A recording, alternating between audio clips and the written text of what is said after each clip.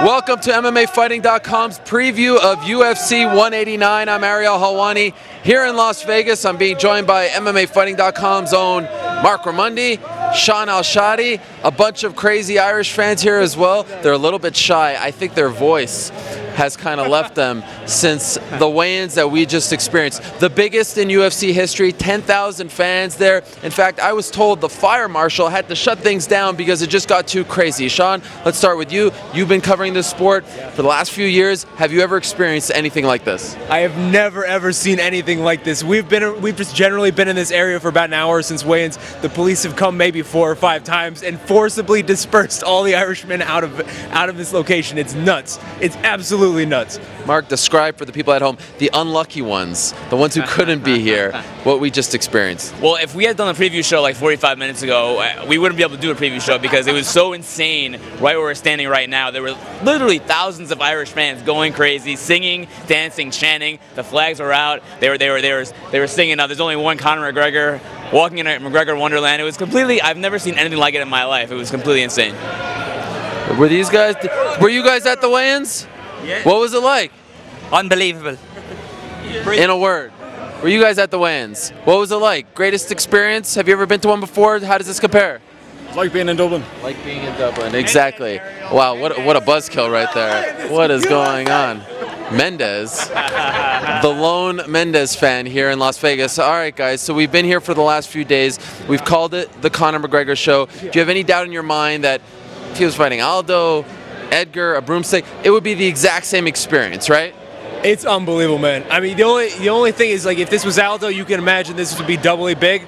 But this is unbelievable that he's been able to repel Chad Mendes within 2 weeks into such level of excitement and stardom. This is a crazy, crazy environment. I really can't describe it for people who haven't been in it. Does anything at this point surprise you when it comes to Conor anymore? It feels like every day something new happens. I mean, look at this.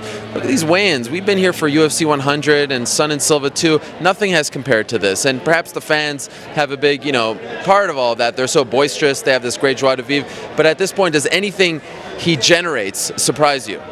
I think it continues to surprise me because it just keeps getting bigger and bigger and bigger. Because I don't think that everyone knew that he was going to be a big star in the UFC, even when he was, first 2013 Marcus Brimage knockout.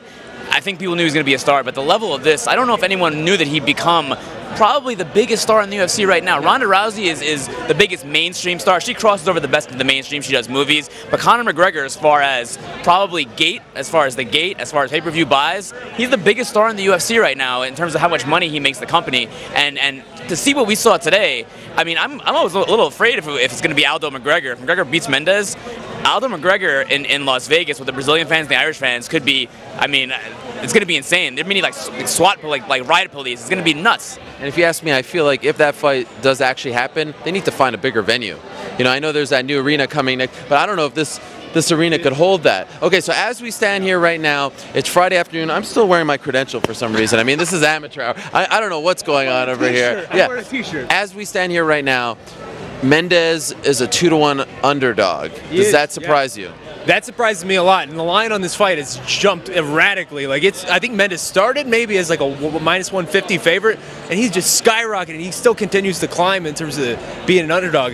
It's surprising, but you got to think who's coming to Vegas and who's laying down the money. Nothing but Irishmen are coming to Vegas and just laying down tons and tons of money on their guy. It's just driving this lineup. So who are you favoring? Who am I favoring? I mean, this whole week I've been favoring Mendes. When this fight was announced, I've been favoring Mendes.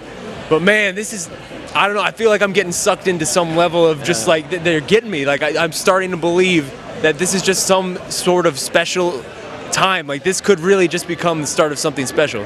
So at the press conference on Thursday, we saw Mendes visibly agitated, right? He was kind of fidgety, he was answering back, he was taking shots at Conor. Then at the weigh-ins on Friday, he made a beeline for him. He weighed in and then went straight to Conor. Do you feel like Conor is in his head?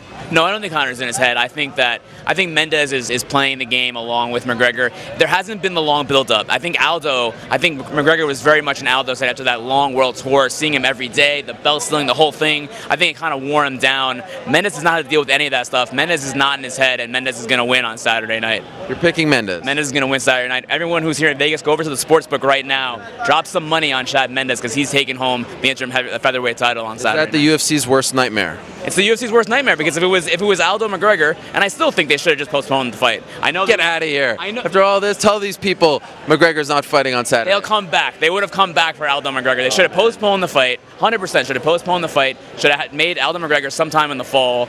Said, sorry guys, this is the money fight. This is the money fight. You do Mendes versus McGregor, it could all explode in their face. They should have postponed it. Had McGregor fight like Nate Diaz, then do Aldo McGregor in the fall. I don't like this idea. Shaun, here I was trying to shed his Debbie Downer image, and he goes back to say, postpone the fight? Are you crazy? No, have you talked to these people? These people have spent their life savings to be here. They would have rioted. They would have burnt this place down if he didn't show up on Saturday. No way. They would have come back. They would have come back. Okay, how does Chad beat him? He wins by decision. He uses his wrestling. You know, I think Conor has his moments. I think Conor can change the fight with a big left hand, but I think that Mendes uses his wrestling, grinds it out. I'd say he wins, 48-47. It's been a while, guys. It's going to be a party or a riot on Saturday. It's going to be one of the two. It's been a while since the UFC broke 1 million pay-per-view buys. Do they do it on Saturday? You know, it's funny. Like I didn't think that it was even going to be close until today. And seeing what I saw today with how the fans are, and I think the videos that are coming out and the social media and all the sharing, and I think that by the time Saturday comes around, it could get very close to that mark, that historic mark.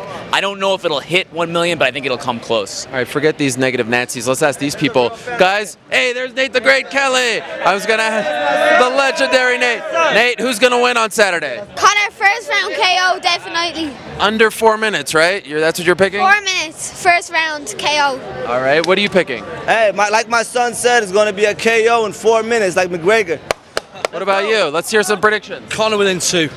Within 2 rounds or 2 minutes? Within 2 rounds. What about you? I think McGregor will have him in the first round. How about you? Mendes, 4th round. He's gonna Boo this man. Boo this. Tell us.